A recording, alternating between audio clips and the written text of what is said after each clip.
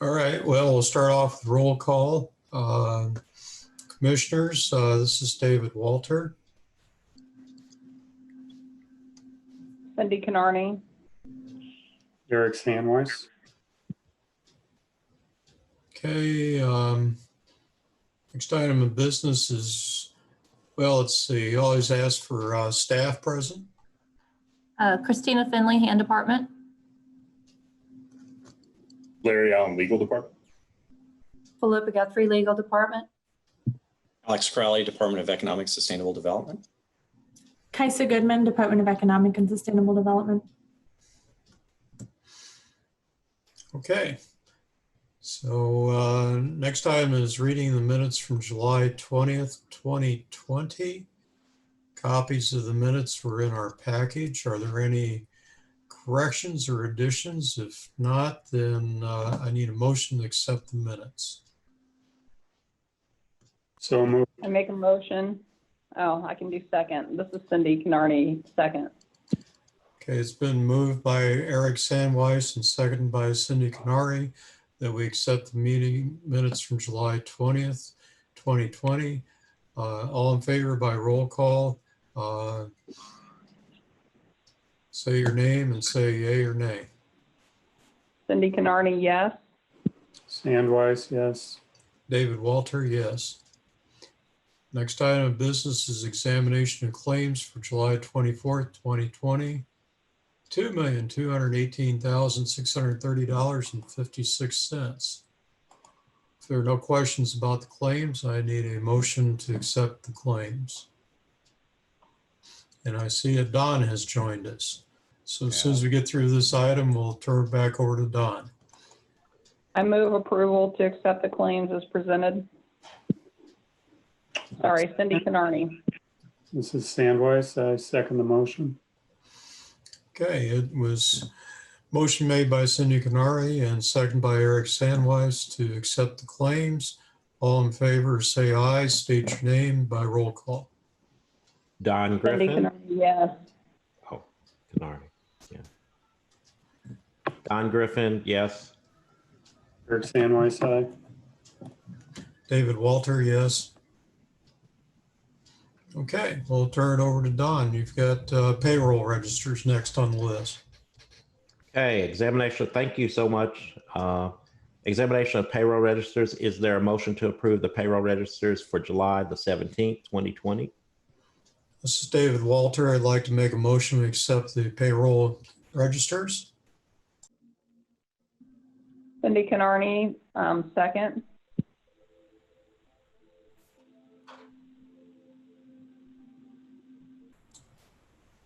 What do we have, guys? Call for So a roll vote. call vote. Oh, is that all we've got? Okay. Oh, second. Yes. All in favor? Aye, Don Griffin. Cindy Canarney, yes. Eric Sandweiss, yes. David Walter, yes. No opposed. The motion carries. Report of officers and committees. Is there a director's report? Not today. Okay. Is there a legal report? I don't have a legal report, but I'm happy to answer any questions. Okay. Is there a treasurer's report? Same as Larry, no report, happy to answer questions. Is there a CTP update report? There is not. We will use a period later in the agenda to talk about project of significance. Okay. Does anyone have any questions in regards to any of the reports from officers and committees? No? All right. Thank you for your reports, folks. Let's go into new business. The next item of business is Resolution 20-43. This is the second addendum to Convention Center Parking Agreement. So you all may recall that we had an addendum to the Convention Center Parking Agreement to offset some of the costs because 4th Street replacement parkers were parking outside of the garage and lots, and we were using up some of that Convention Center parking spaces. That original addendum ended at the end of last year. We thought it would be prudent to extend it through 2020 and possibly beyond for the construction of the 4th Street garage, since it's going to last at least until the end of summer in 2021. So that's what this second addendum does. There is one extra wrinkle that makes it different from the first addendum, which is since COVID hit, there have been no conventions happening at the convention center. And so upon request by the county, we agreed to basically cut the payment for 2020 in half what they would normally owe and waive the final 2 quarterly payments. So the total for 2020 would be a lease payment of $3,696. And then in 2021, there's only going to be 3 quarters of payments because the lease agreement itself ends in September of 2021. And that total would be $5,544. Okay. Is there any questions from the public in regards to resolution 20-43? None. Commissioners?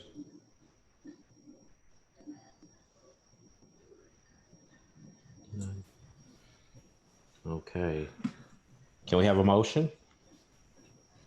This is David Walter. I'd like to make a motion to accept resolution 20-43.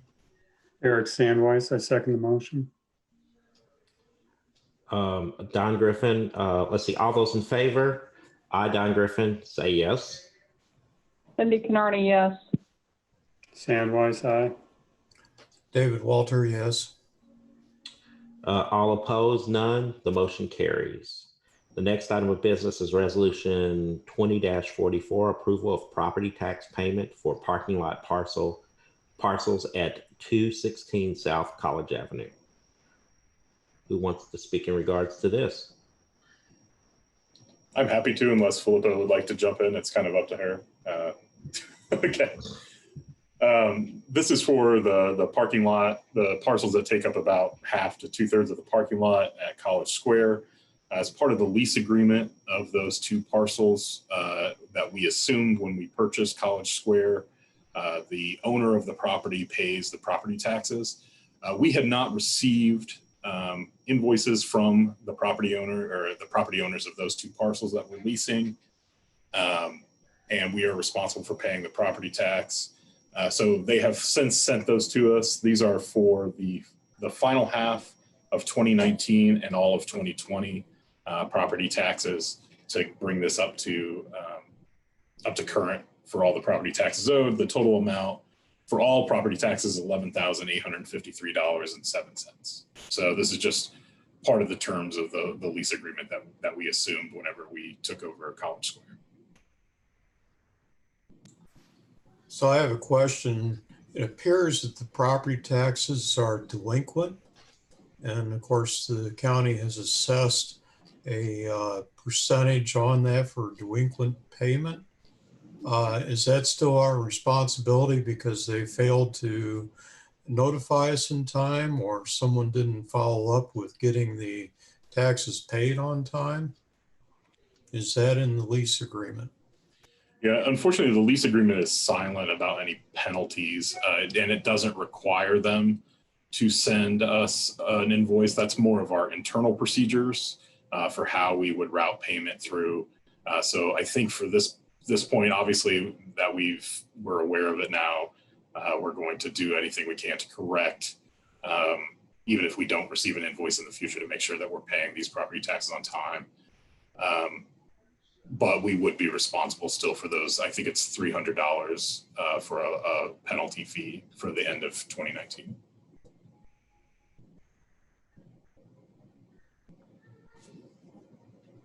Okay.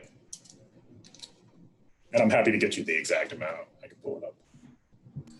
It's there in the invoices. It shows up. That's why I questioned that. So that's all it takes. Well, Don, up to you. The public, does anyone have any questions in regards to resolution 20-44 from the public? None. Okay. Do we have any more questions, guys? I mean, we have to, I guess, we have to pay them. So who would like to raise the motion? Cindy Canarney makes a motion to accept resolution 2044. Zarek Sandweiss, I'll second the motion. All those in favor? Aye, Don Griffin. Cindy Canarney, yes. Sandweiss, yes. David Walter, yes. All opposed? None. The motion carries. The next item of business is Resolution 20-45, Project Review and Approval Form for EDA Grant. Who wants to speak in regards to this?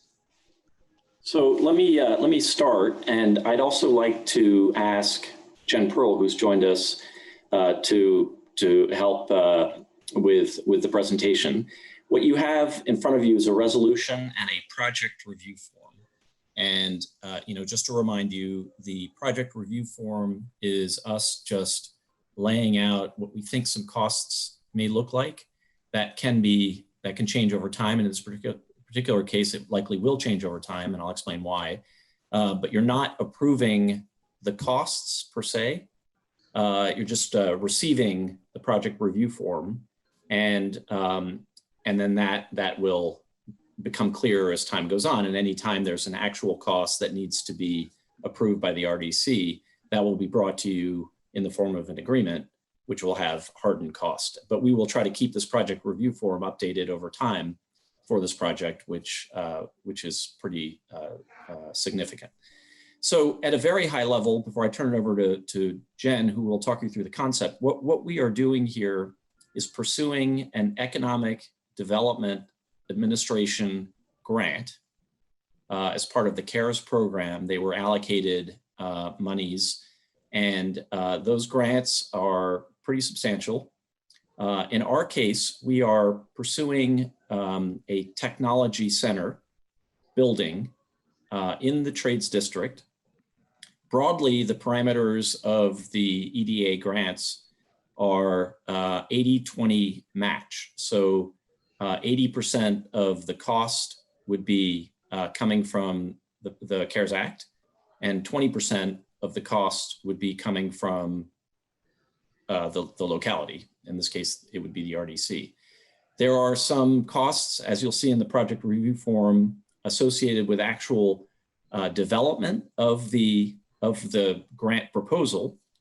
Now, we're going about it in a way that maximizes our ability to recoup some of those costs into the actual grant, should we be awarded that grant.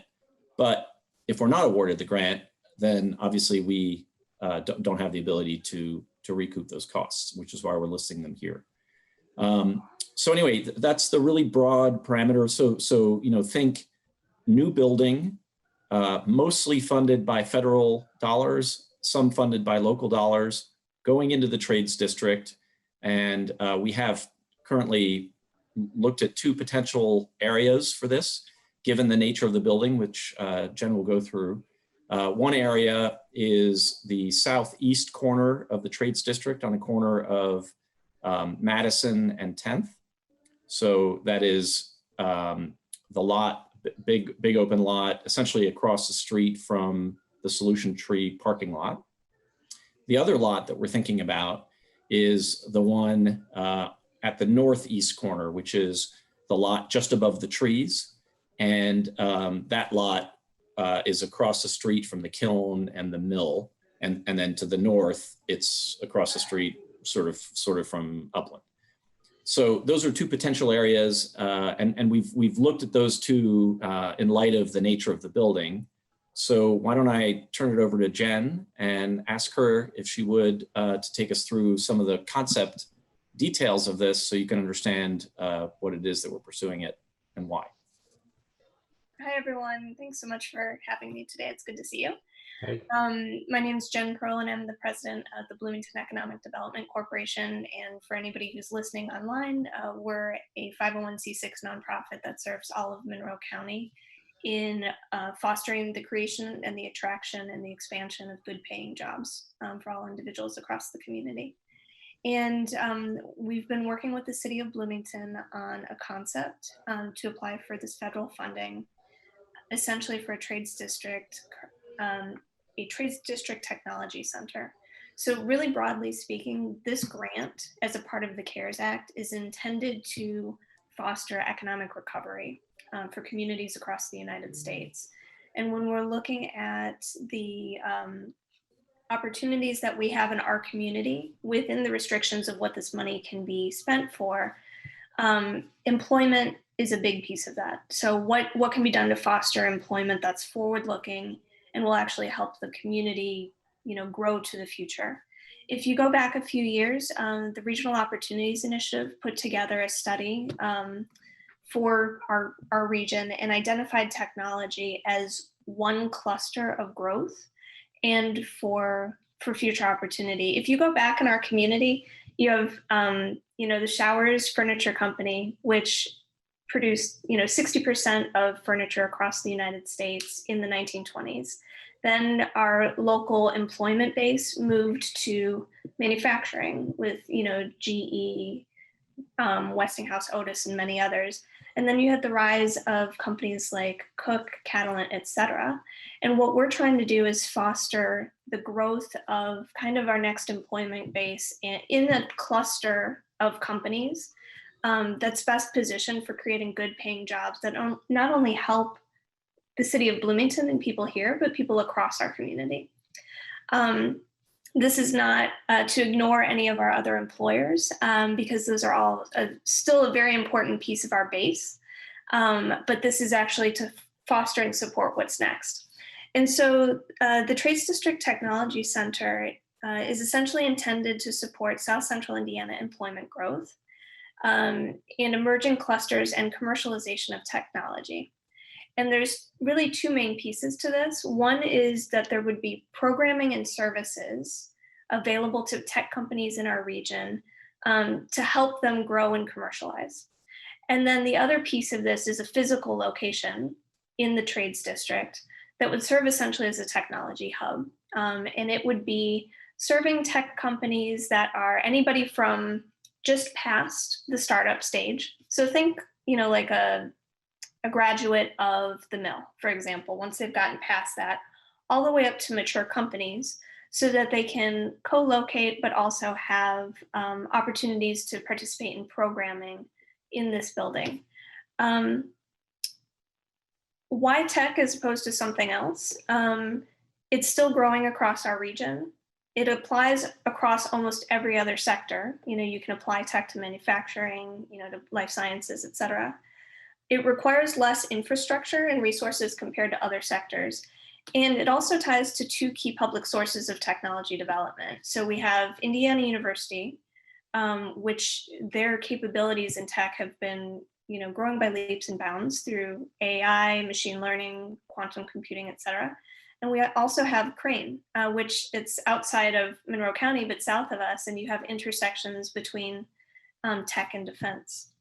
And so what this center will really seek to do is kind of fill a need. Right now we have support for startups. This would be kind of that next phase in supporting growing companies, through the region.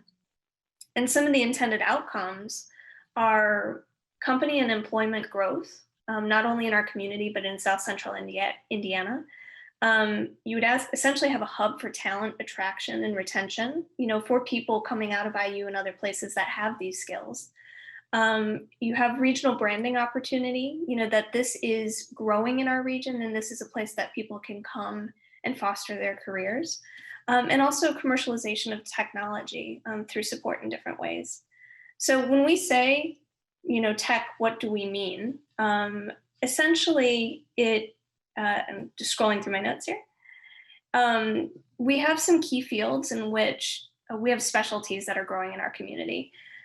AI and machine learning, big data analytics, bioinformatics, business intelligence, cybersecurity, and cloud-based services are all growing in our community and through technology coming through the university. These are all interrelated. So this center would be able to support emerging industry, emerging companies in these areas, as well as other areas of tech specialty.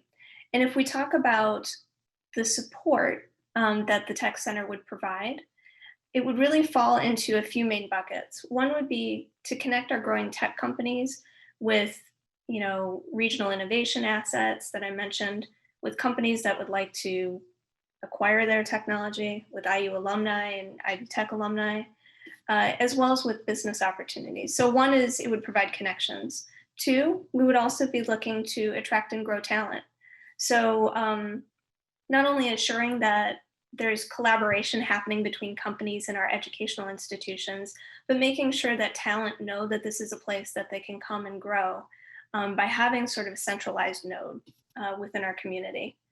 A third area of support would be advisory services, where companies that are growing will have support with business functions, but also would have advice from mentors and peers.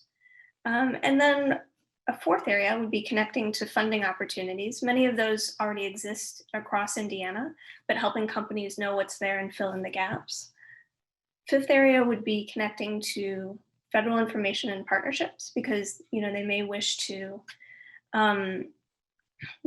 go after federal contracts in other areas as well. So in terms of the concept itself, we anticipate that these details are probably going to continue to evolve as we move forward, because we've started to talk to potential partners in the community, as well as other tech companies and others that may wish to use these services. So I should say that this is going to evolve. The details are going to continue to develop as we move forward. But wanted to give you a quick snapshot of this project that we're working on, and happy to answer any questions.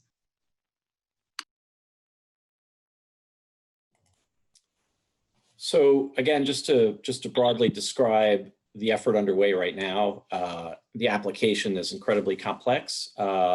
It includes pulling together our preliminary designs based on the concept, very high level, with costing for potential construction of the building. And the plan right now is for us to, we've been working on this for a little while, to continue to work on it and to release a completed application sometime probably late September, early October, in order to make sure that we get it in on time. It is a finite funding source at the EDA. There's no hard deadline for a grant to be submitted, but we've been told by the EDA that obviously the sooner you get it in, the better, and that the application will be reviewed and responded to. Jen, correct me if I'm wrong, I think it's within 60 or 90 days. So it's a pretty quick turnaround, both to get the application pulled together and in, and also to get a response on it. So, again, the project review form is just to give you a heads up of what some of the costs might be that are associated with this. We had to guess in some cases because we don't have any information back. The most significant cost line item in the project review form, as you'll see, is a match, a local match. We listed it at $2 million because preliminary indications from the EDA are that they probably max out their side of things at 7 or 8 million. So, just with a match of 20%, that would make our local commitment to the project, probably top off at $2 million.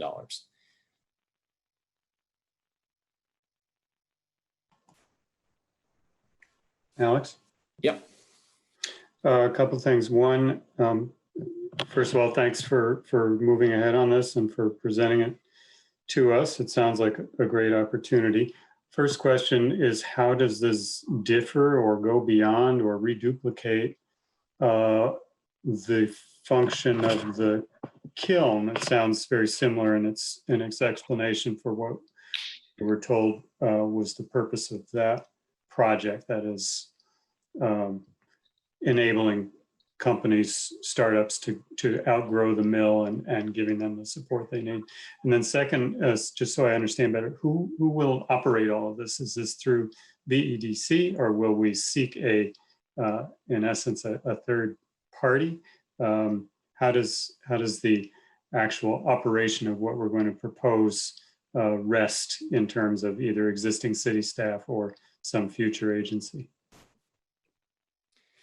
So two good questions. So let me address the kiln question first, which is kind of probably a smaller scale of what we're talking about here. The kiln is a graduation space for people already leaving the mill. So one of the nice things about the kiln is that it's being redeveloped and activated, having already fulfilled on some of that promise.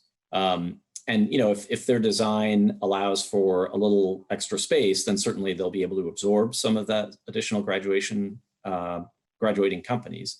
But it's think of this as being the kiln on steroids, where the kiln is going to be privately owned and operated and run like an office building.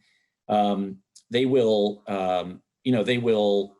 stabilize and have a really nice, beautiful building next to the mill, and we're thrilled with that outcome. This is a much more robust version of that, and the whole trades district in effect is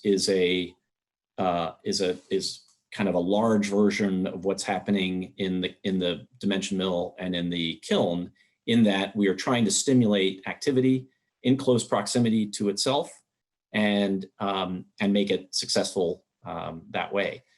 The reason why this is a little bit different than the kiln is that, as Jen was saying, it has this sort of suite of organized operational support designed into it. So there's going to be a building, and then there's going to be a programming suite associated with the physical building. And the combination of those two, we've done some research around other very successful incubator and accelerator kind of spaces around other parts of the country, and having those paired together, a place, services that wrap around, and access to capital, those are all critical elements that make this kind of facility successful. In terms of who operates it, we feel that it will be best operated by a third-party, nonprofit, likely entity, whether that's one that's built up from scratch specifically for this purpose, like what we've done for the mill. The Dimension Mill Inc. was created exclusively for the purpose of running the mill, or if it's an existing one that becomes, that expands its scope or that comes into play to be able to operate this. The responsibilities of the operator will be to operate the building day in, day out, but also there's a significant reporting back to the federal government that's tied to the EDA grant. So that function will have to also be part of the mission of the third party as they operate this out, for the next decade. Okay. One of the other things. Oh, go ahead. Oh, if I can add to that, there's also we're essentially building regional connections into this concept as well. Whereas, and this is to Alex's comment of like putting everything on steroids here, is we want to be able to connect company and technologies and partners, not only across Monroe County, but outside of the county as well. So knowing that there's technology companies across South Central Indiana that connect to places like Crane, that you have alumni connected through IU, for example, that are coming here. So it's really systemic in its view and in its approach, in order to create a hub for tech commercialization and the growth of tech talent for the region as well. Any questions from the community, from the public in regards to this resolution? None. Any questions from commissioners? Any more questions, comments? Sounds really cool. It's gonna be a lot of work. Yeah, but I don't have to do it. Can we have a motion then?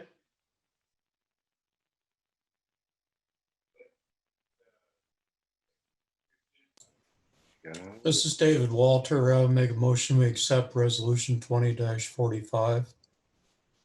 Eric Sandweiss, I move for second. All those in favor? Aye, Don Griffin.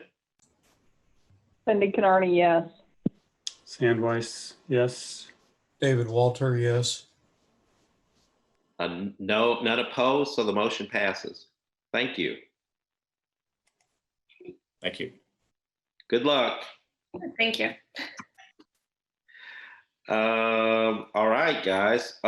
Do we have any new, that concludes all our resolutions. Do we have any new business or general discussion on anything? All right, let's adjourn. See y'all. All right. Thanks, Good everybody. night.